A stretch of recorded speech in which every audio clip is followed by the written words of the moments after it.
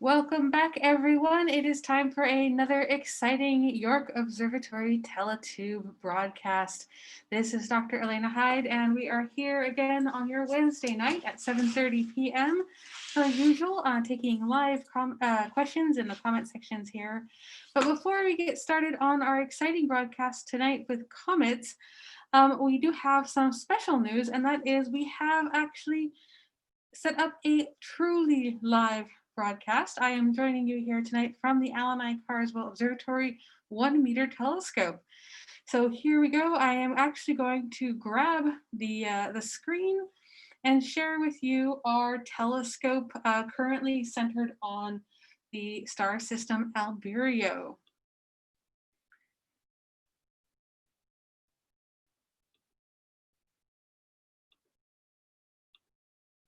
All right, everyone, you are now looking at the live images from the 1-meter telescope at the Allen I. Carswell Observatory. As you can see on the left, we have pointed our telescope over to the star of Albireo, nice and far away from the sun because while the sun is going down, it is actually still above the horizon at 7:30 p.m. tonight. So we do have to be a little bit careful how we orient ourselves here. 1-meter telescopes are very sensitive to light, and something like the sun would absolutely destroy our CCDs. So what you're viewing here, and just in case you haven't had the pleasure of getting into a live broadcast from the 1-meter telescope before, we have the telescope control screen on the left and the live images coming through on the right. So just so you know, our 1-meter telescope is a plane wave telescope, so we're using a plane wave interface to control it. We have an image of the sky here and Alt as drives on the telescope to allow us to point it towards various objects in the sky. In the east, we have a couple bright stars, and we have to aim for bright things because, like I said, the sun is still out just a little bit.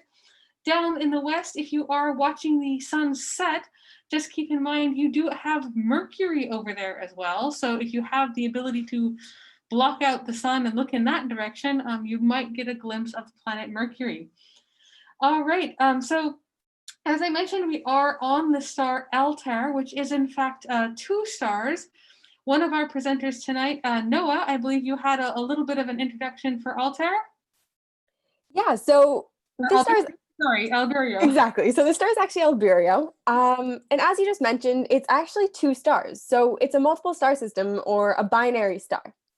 So in case you don't know, a binary star is basically 2 stars, as you mentioned, that orbit a central point of gravity. So Albireo is one of these star systems. It has the really big bright star in the center, a yellow star, and the slightly dimmer blue star to the right. These 2 stars, even though they do orbit a central point, they're actually 380 light years apart.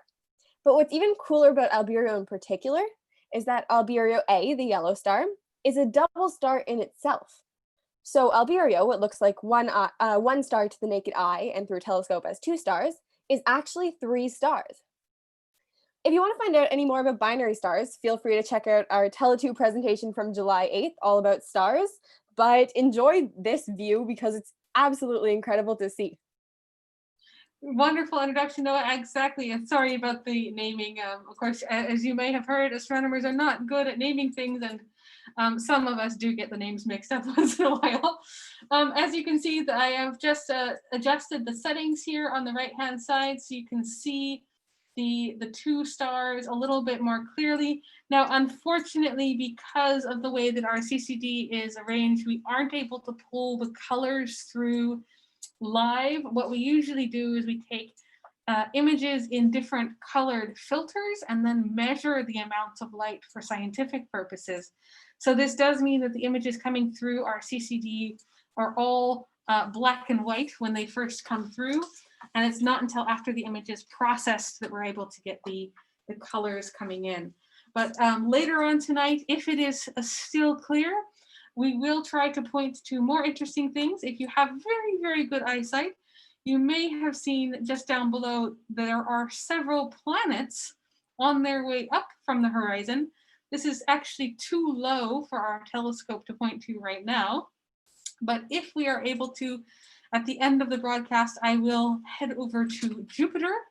And by then the sun will be down even farther. So we might, fingers crossed, and no promises for weather, we might be able to also show you the planet Jupiter. Now, just before we move on here with our regular broadcast, does any of our our crew have any last words about binary stars they'd like to share, or this one in particular?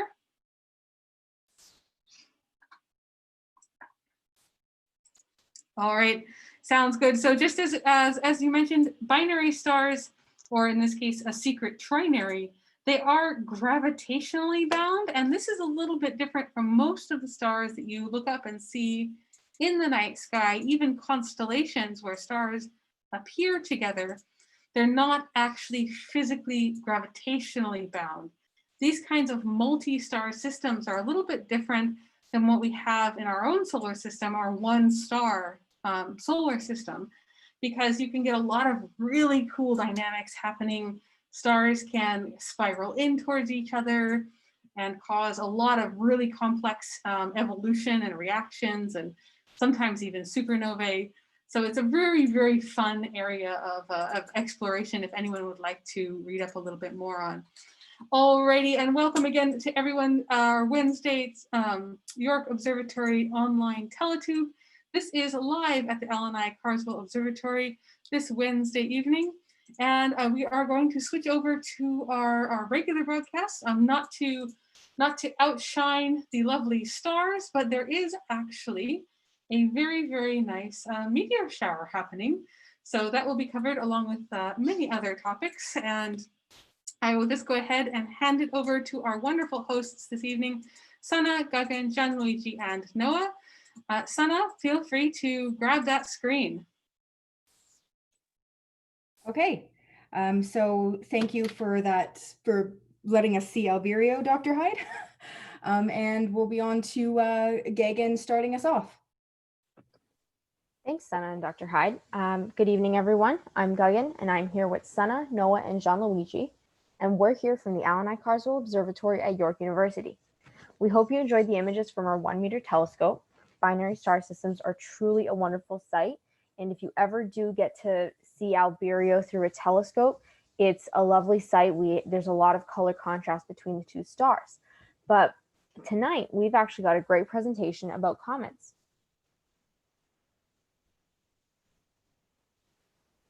Compared to most observable objects in the night sky, comets are fleeting and they don't come around very often. But despite this, they're one of the most impressive sights and can even be visible with the naked eye. Today, we'll be talking to you all about comets, from the basics to their research and how you can observe them on your own. Comets have caught the attention of observers for millennia, and older cultures even have mythological explanations for their appearances. However, it wasn't until about 600 AD that observers in India began to notice them as periodically reappearing celestial bodies. Early astronomers tried to predict orbital periods and physical descriptions of comets, but not much progress was made until a few hundred years ago. One of the most accurate early depictions of a comet was made in 1301 by Italian painter Giotto of what is now known as Halley's Comet. Later on, in the 1500s, Tycho Brahe would postulate that comets must exist outside of Earth's atmosphere due to observations of the parallax of the Great Comet of 1577.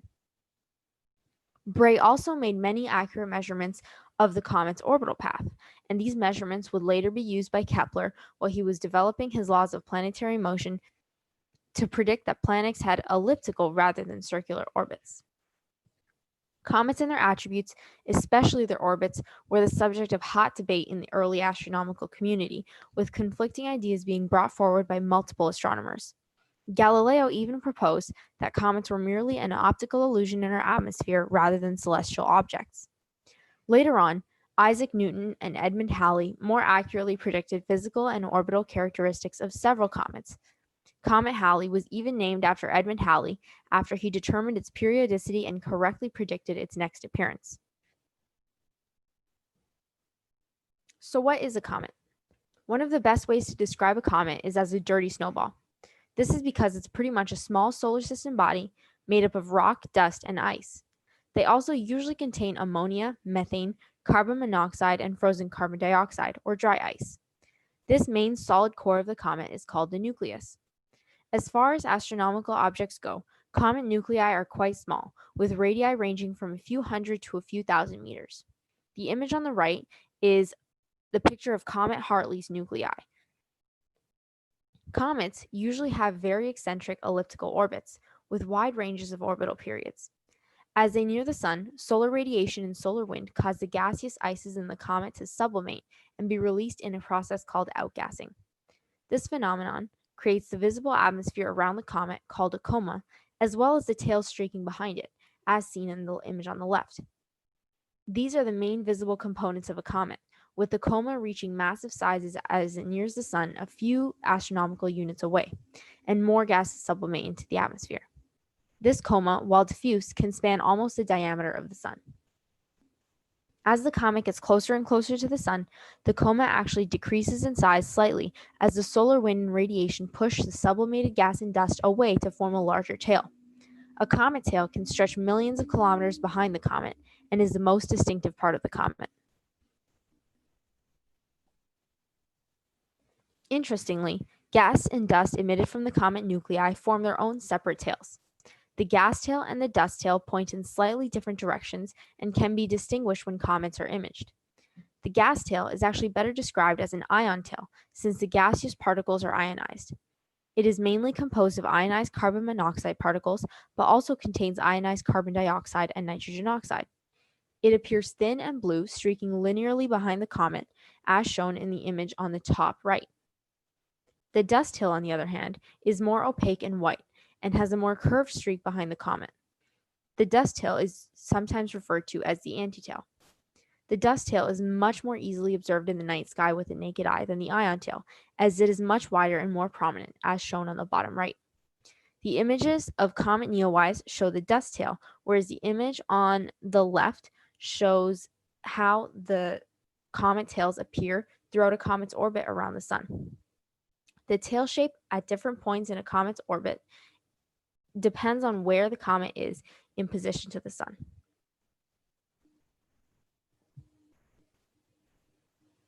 Most comets have highly elliptical orbits, or more oval-shaped orbits than circular orbits. The more eccentric an orbit, the more oval-shaped it is considered to be. Since comets have very large and very eccentric elliptical orbits, they don't come close to the sun very often. A perihelion is what we call the point in an object's orbit where it comes closest to the sun, whereas aphelion is the point where the object is furthest from the sun. Comets have very long orbital periods. For example, Comet Halley, whose orbit is shown below, has an orbital period of 75 years. It was last visible at perihelion in 1986 and won't be visible again until 2061. Short period comets are those that take less than 200 years to orbit the sun and originate in the Kuiper belt, whereas long period comets take longer than 200 years to orbit the sun and originate in the Oort cloud. Some comets have hyperbolic or parabolic orbits rather than elliptical orbits, and this means they will only pass through the solar system once. These comets whip around the sun, gaining speed like a gravitational slingshot, and actually reach a velocity high enough to escape the sun's gravity and leave the solar system. Other comets may pass too close to the sun and burn up or vaporize as they go by. The orbital characteristics of a comet are now used as naming convention. Comets were initially named after the year that they appeared, for example, the Great Comet of 1577, and they were later named after the astronomers who discovered them or studied them. Recently, however, too many comets are being discovered for them to be named by year or discoverer, and now they are designated a prefix depending on their type of orbit, and then the time of the year their perihelion occurred and the year they were first discovered. Even though they don't come around very often, comets are amazing sights, and we'll tell you more about how you can observe them for yourself in a little bit. But before we get there, Noah is up next to talk to you a little bit about comet research. Thank you, Gagan. So, humanity has conducted and is conducting a wide variety of research on comets to provide critical information of comets themselves as well as of the Earth. This research has proven critical to learning of their and our history. So here, I will describe some of the key aspects of this comet research. Comet observation and research began very simply, by visually tracking comets night to night to determine their orbits. Since then, though, we've come a long way from Earth to interplanetary research being conducted on these fascinating subjects. Comet research is extremely prevalent and important, as I just mentioned, with it providing critical information into the past. Due to this, comets must be researched in order to continue finding out more about the solar system and the planet. Scientists are attempting to learn more about evolution and the origins of life. They are questioning whether comets caused water to exist on Earth through collision and crater studies, as it likely did for our moon. Comets, as we learned, are composed of gas, dust, and ice, among other things. Different comets have different surface activities, different quantities of these components of the comet being released into space. Humankind is curious as to whether they ever run out, meanwhile looking for more insight into the qualities of cometary surfaces and nuclei. How have they changed over time? These are some of the many ideas being looked into. Next, I'll describe some of the endeavors humanity has embarked upon to expand our knowledge and answer these questions. The very first trek to a comet was in 1986 with the European Space Agency's first deep space mission, the Giotto mission, which not only visited the famed Comet P or Halley on the left of the slide, but also Comet P or Grigg-Scalliarop. This flyby secured images of the nuclei of the comet, confirming the solidity of the center of the comets, not to mention analyzed the effects of interplanetary magnetic fields and solar winds on the comets themselves. Interestingly enough, it became the first spacecraft to alter its orbit through the use of Earth's gravitational field. NASA also conducted another mission, Deep Impact, in 2005 to collide with and study the inside of Comet Tempel-1, featured on the right, through the use of impactors, sensors, and resolution instruments. This comet proved critical in determining what comets are actually composed of.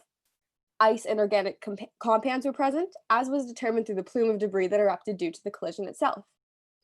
Dust was also acknowledged on the surface of the comet, stationary due to the comet's gravitational force, and from the shielding that was noticed of the comet, as I'll explain later, it was concluded that the nucleus of the comet is likely identical to how it was at the formation of the solar system. From this, scientists can hone in on the formation and evolution of the solar system. One of the most famous cometary missions is that of the European Space Agency's Rosetta mission. It was thought up in the early 1980s, prior to any other comet missions. This spacecraft, which was in effect from 2004 to 2016, reached the ancient, known as duck-shaped, Comet 67P, or Churyumov-Gerasimenko, depicted on the middle or top of the slide here. In 2014, after a few pit stops to asteroids along the way, its journey is featured on the bottom right. The reason for these intermediate destinations to asteroids and the like was such that Rosetta could, according to the European Space Agency, extract energy from the gravitational field of Earth or Mars. As it arrived at the deep space comet, information was analyzed of the comet's weak gravitational field, as well as of characteristics of the comet itself. It acknowledged that water vapor was released from the comet, though with 3 times the amount of deuterium, or heavy hydrogen, an isotope of hydrogen, in the water as on Earth. It also discovered never been seen before type of wave interaction when it neared the sun, now known as comet sound, since the gas and the dust from the comet, the coma, formed a 180-kilometer cavity or shield of the nucleus of the comet when in contact with the solar wind. The Philae lander, illustrated on the bottom middle of the slide, was deployed from Rosetta in late 2014 to land on the comet at a location known as Abydos. It spent 3 full days conducting research. One of its key findings of the gas and dust analysis done on this mission was that some comets actually contain organic molecules of carbon and nitrogen, including the basic molecules that create all life, such as amino acids and nucleobases found on Earth in our DNA. As stated by the European Space Agency, the fact that these compounds are found on a primitive comet signals that they were present at the start of the solar system when the planets were forming. This could well be showing us the ingredients that became life on Earth. For years now, some of the focal points of comet research have actually been sample return missions. The name itself is pretty self-explanatory. Probes and the like fly to astronomical objects, collect samples of the stellar location, often in the form of soil or rocks, and bring these specimens back to Earth to be studied thoroughly. Comets are popular locations for these sample return missions. The main Comet sample return mission was Stardust, a mission that spanned 7 years from 1999 to 2006. This spacecraft, the first of NASA's sample return missions to travel beyond the moon and the fourth of the Discovery missions, ventured to Comet P, or Wild 2. After 5 years, this probe reached the comet. More specifically, it approached the comet 236 kilometers away from its nucleus, at around 6 kilometers per second. And there, it managed to accumulate thousands of particles of dust and carbon compounds from the comet, using a chemical with silica known as aerogel, which acts similar to a fly swatter. It delivered these findings to Earth via a capsule in 2006. Numerous accomplishments arose during the analysis of Stardust's findings, most definitely not least the concept of the complexity of comets. For example, minerals of extremely high temperatures, normally found near stars, were discovered on the comet, which was formed itself in a cold location. This could be due to the fact that stars, including our sun, sent jets off to far reaches of the solar system at the beginning of their life cycles. It also found forms of primitive organic materials, likely from nebulae or the formation of the solar system. Some of the organic compounds from Comet P or Wild 2 include methylamine and ethylamine. For all we know, the particles that were collected may inform us of the origin of life on Earth, as comets are now suspected to have provided the early planet with organic molecules required for life. This exploration of comets that I described, though plentiful and immensely interesting, is only a tiny portion of humanity's comet research endeavors. As you can see, we can learn a lot from this form of research, and I look forward to seeing what comes next and what we derive in the future. Next, John Luigi will describe to you some of the more prominent comets in the solar system. Thanks, Noah. Now that you know more about what comets are and the information they provide us about our solar system and our origins, let's jump back through history and look at some of the most eventful comets in human existence, as well as some of the most well-known. When it comes to comets, whether you're into astronomy or not, Halley's Comet is a name that became pretty popular and famous among the public. This is because it was the first comet to ever be determined periodically, suggesting that certain comets actually return near the Sun every amount of years.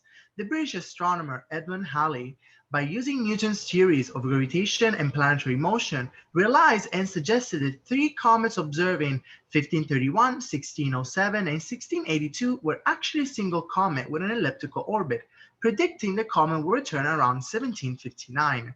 Since the discovery, historians managed to trace observation of the Halley Comet for the past 2,000 years, identifying the comet in the famous Bayeux Tapestry, which chronicles the Battle of Hastings in 1066.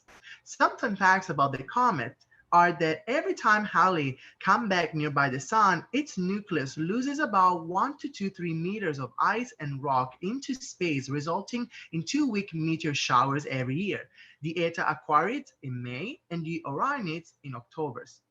Its orbital period varies due to gravitational effect of the planets. Measured from one perihelion passage to the next, Halley's period has been as short as 70.42 years and as long as 79.25 years. And lastly, Halley's Comet has been in its present orbit for at least 16,000 years and will return near Earth in about 40 years in 2061. In the past centuries, humans witnessed some of the brightest comets ever, so bright you could observe them in the middle of the day. Many of you, especially if you happen to be in the southern hemisphere, will definitely remember Comet McNaught, also known as the Great Comet of 2007. Discovered by the British-Australian astronomer Robert H. McNaught using the Uppsala Southern-Schmidt telescope, it was the brightest comet in over 40 years. As the comet was approaching its perihelion from a magnitude of +9, it became extremely bright with a magnitude of -4 to a maximum of -5.5. Reaching high visibility in January 27. Once reached perihelion and passed the Sun on January 12, 2007, it became the brightest comet since Comet AICO in 1965.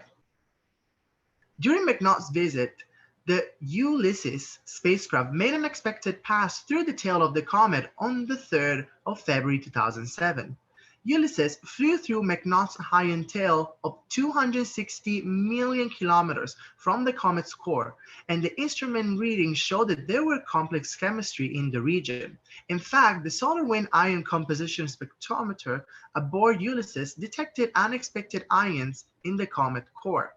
It was the first time that oxygen 3+ ions were detected near a comet. This suggested that the solar wind ions, which did not originally have most of their electrons, gained some electrons while passing through the comet's atmosphere.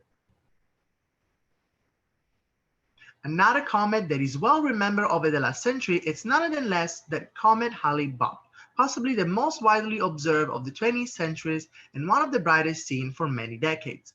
Surprisingly discovered by two astronomers, Alan Hale and Thomas Bopp, separately on July 23, 1995, after passing its perihelion point on April 1, 1997, it was visible to the naked eye for a record of 18 months, twice as long as the Great Comet of 1811, the previous record holder, and with a dust tail stretched to 40 to 45 degrees across the sky. Interestingly, as the comet was fading away, telescopes still managed to take images of the comet till August 2012 at a 33.2 astronomical units distance from the sun. By now, the comet, reached at a 30th magnitude of brightness, might be hard to detect and distinguish from other faint far celestial objects. It is believed that the comet made an appearance about 4,200 years ago in July 2251 BC, observed in ancient Egypt during the reign of Pharaoh Pepi II, referred to as the star with long hair. However, this appearance might have been the cause of a collision with Jupiter the same year, changing its orbit and bringing the comet to the inner part of the solar system for the first time. Hale Bopp, it is possibly one of the most studied comets of all time. One of the most remarkable discoveries was that the comet has actually a third type of a tail.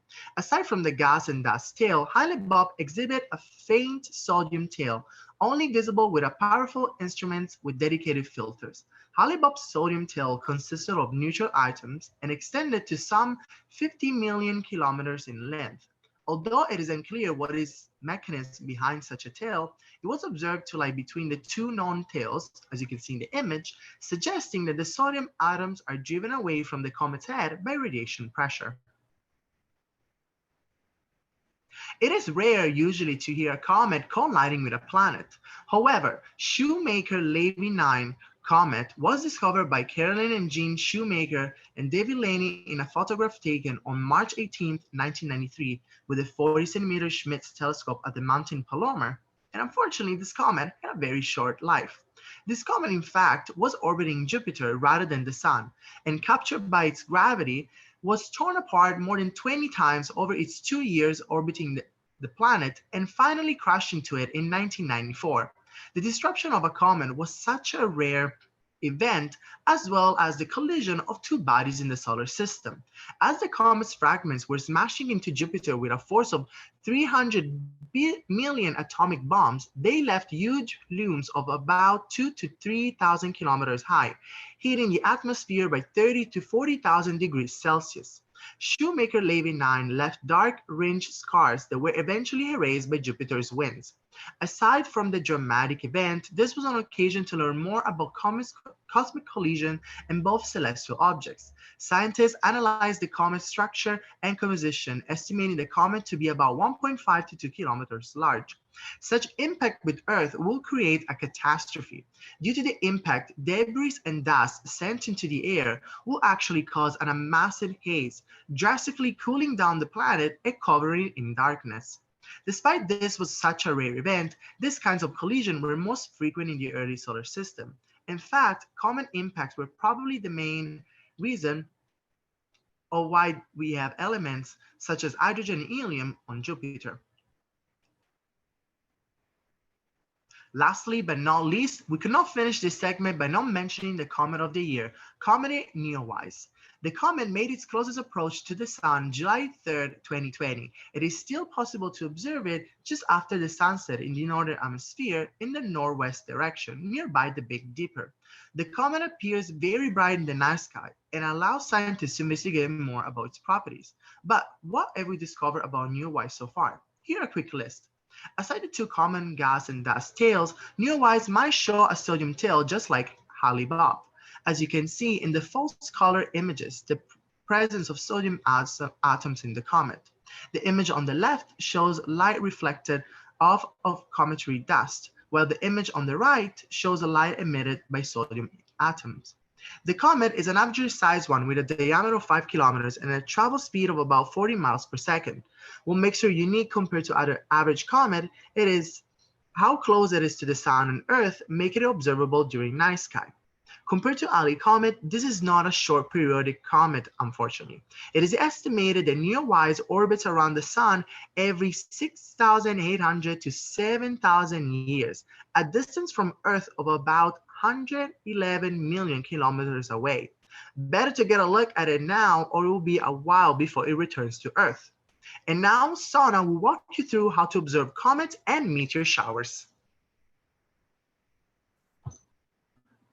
Thank you, John Luigi. I'll now be telling you about how you can observe comets from home.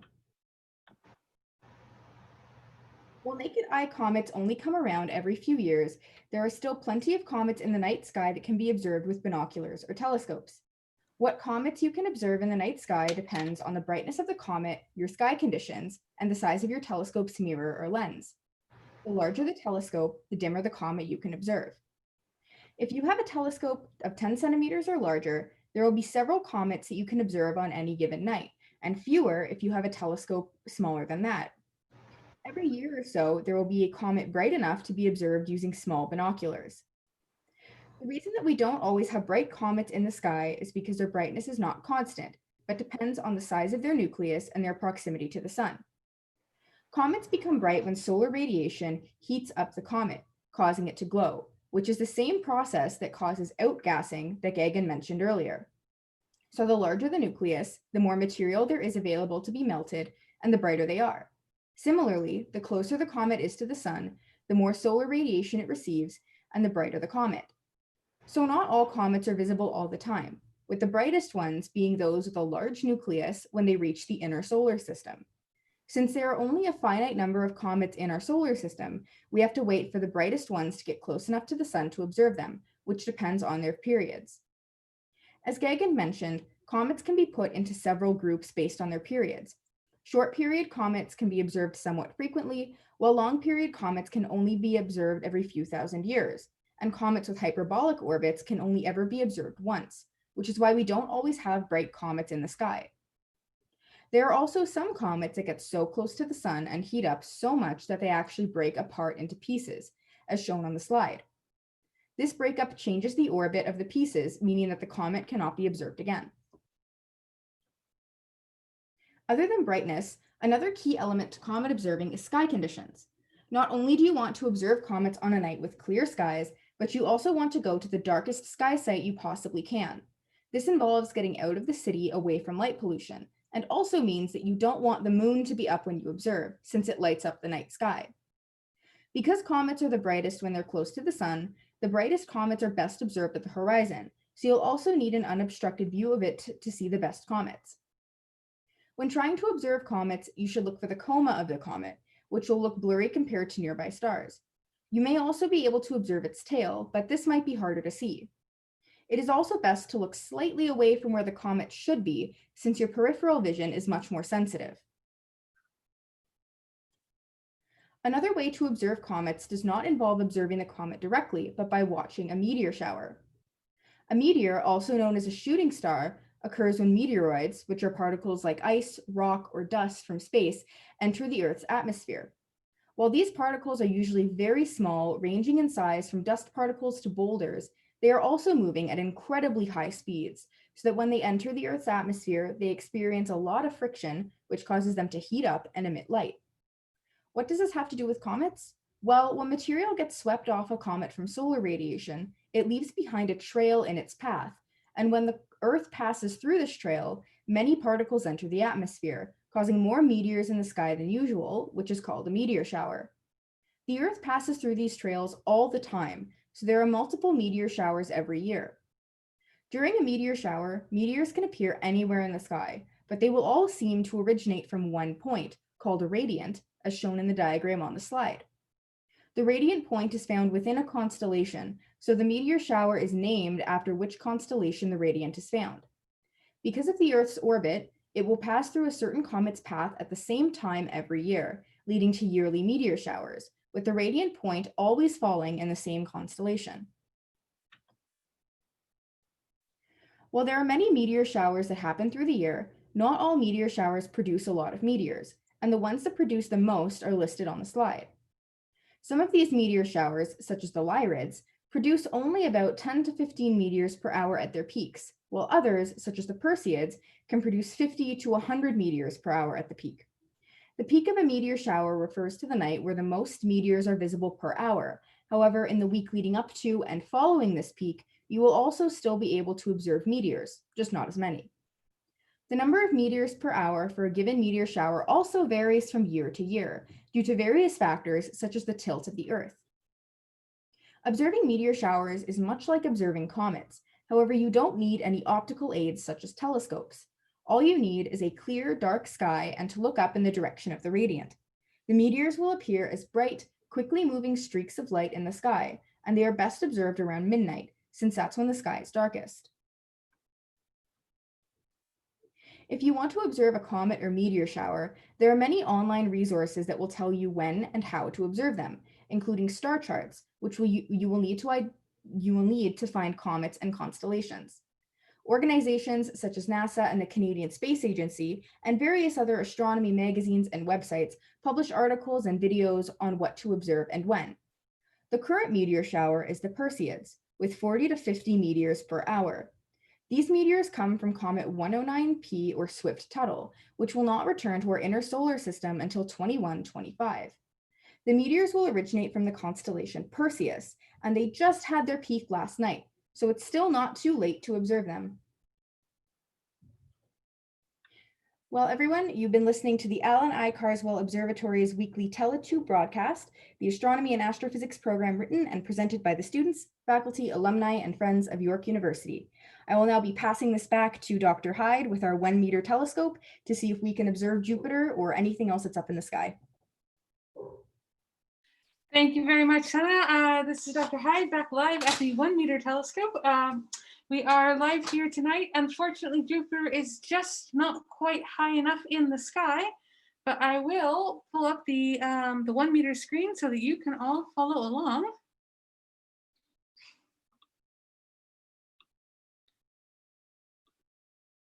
And here we are. So I was not able to get down to Jupiter just yet. It is unfortunately not just quite the time of year. So in a few more weeks, hopefully we'll be able to get that sorted out. But I figured, why not try to go to Altair, since that was the one I kept on misnaming Albireo earlier.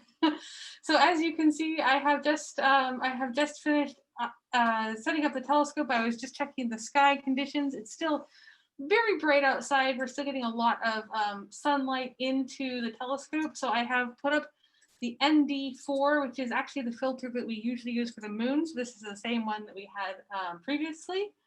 And if I go ahead and put that back onto the sky, we can see the image coming in live now.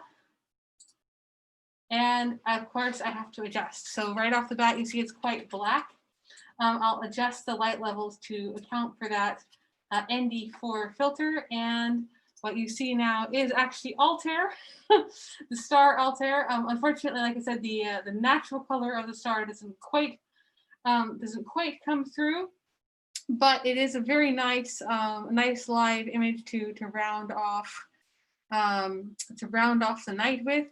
And of course, we will look to bring you planets when they are up. Mercury is just at the edge of going down the horizon with the sun, so it's because it orbits inside to us. It does tend to follow the sun quite closely, but we are able to go over and hop a view on Altair. Oops! Oh, sorry there. I just lost my window. Hopefully, you all saw the star there. And we, please excuse the technical difficulties. I'll just reconnect here.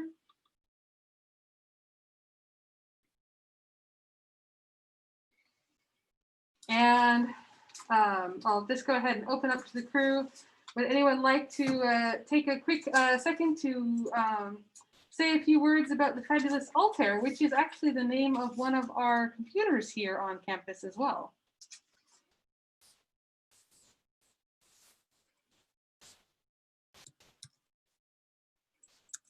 All right, just reconnecting you now. Just before we go, just something really interesting about Altair is it is part of what is known as the summer triangle asterism. So there's one in the summer and one in the winter, and they're in the summer right now. There are 3 stars, obviously, it's a triangle, and it's composed of Vega, Deneb, and this one, Altair. And I'll just bring that back up for everyone, a live view of Altair here, and you can see the summer triangle on the left side in our viewing screen, which Guggen has just mentioned, and I'll just pull up the live image for everyone. And there we go. That is the star Altair right now. It is the brightest star in the constellation of Aquila the Eagle. So if you do want to hop out and do a little stargazing, as mentioned earlier, we do have some tips and tricks for those of you who are trying to do some stargazing for the first time. You know, set yourself up with a good star map, orient yourself to north and west, and then use the constellations to hop around.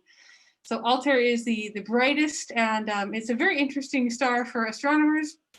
It does have a you know, a little bit of a bright color to it, but it's you know, not in a binary star like the one we saw earlier. So it is orbiting, as far as we can tell, you know, roughly on its own.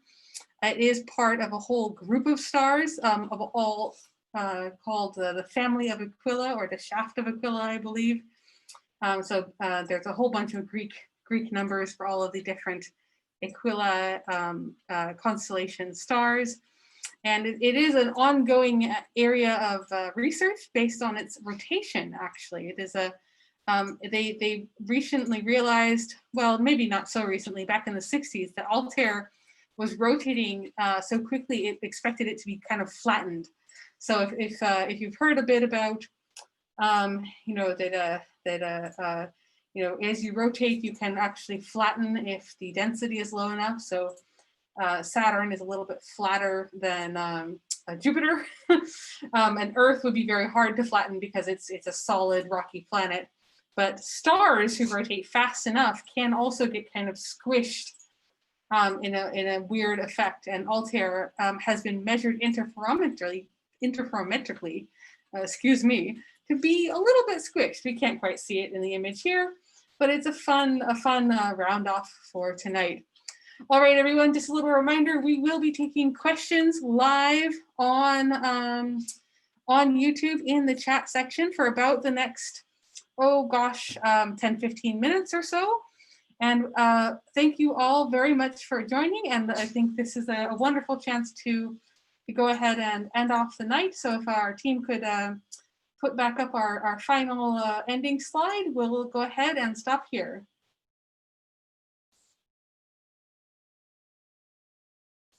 All right, everyone, thank you very much for joining. Have a wonderful Wednesday night, and we'll be taking questions for about the next 10-15 minutes.